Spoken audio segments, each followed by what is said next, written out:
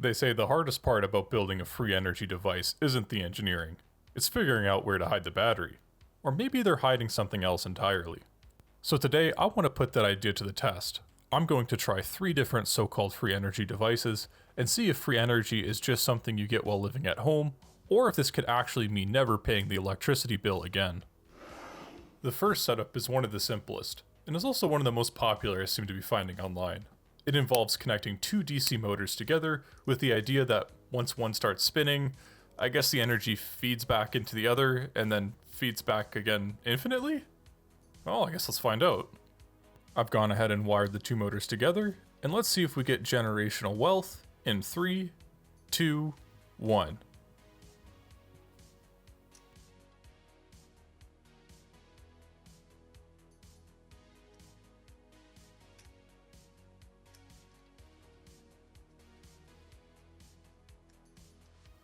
This doesn't seem to be working.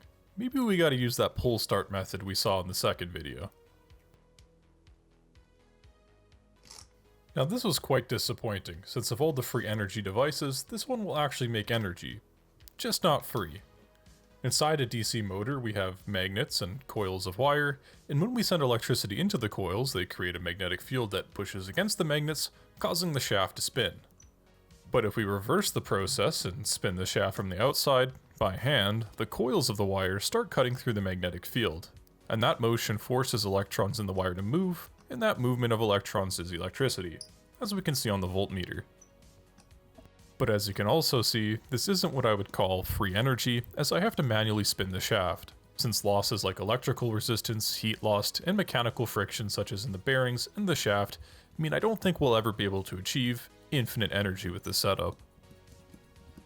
Moving on to the second setup, it looks like they wrap some kind of a wire around a speaker, and then attach a magnet to the back of the speaker, and that's somehow supposed to generate free energy, at least enough to power a light.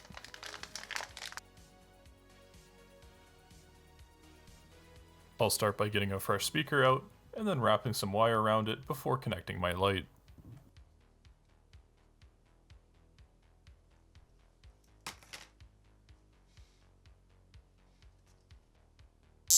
With everything wired up, let's add our magnet and see if we can get some easy energy.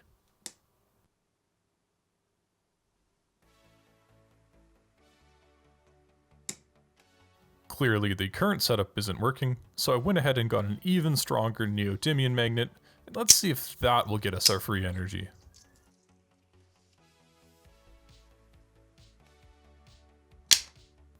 To be honest, I'm at a loss to figure out where the energy would even be coming from in this setup.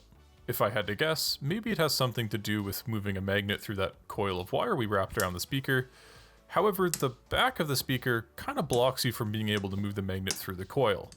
So maybe it has something to do with the outlet.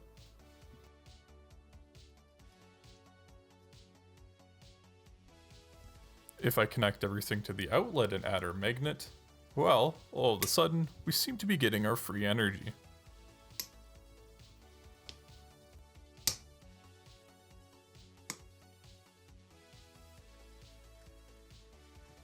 As long as we don't pan over to the right, that is. For the last setup, it looks like we have 4 magnets, and 2 of them magnets are attached to the shaft of our DC motor. And when we start to spin it, I guess we get perpetual motion that drives the DC motor, generating electricity as described earlier.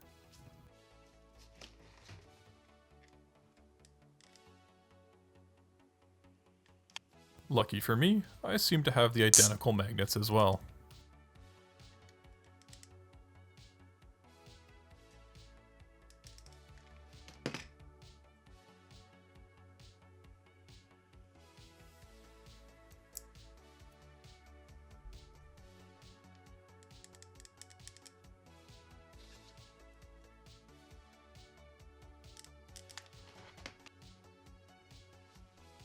I'll add a light to see if we're getting any energy, and let's give it a spin.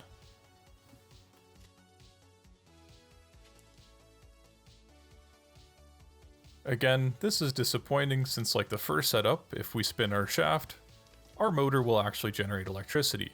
However, this isn't exactly free since we have to continually turn the shaft by hand to produce a voltage. Now I'll admit my battery hiding skills are pretty lazy, so let's just not pan down, and if we do that, well, looks like we get some free energy.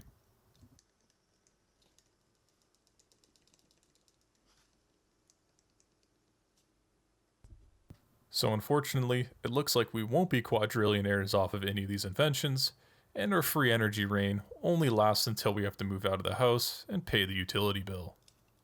With that said, thank you for watching.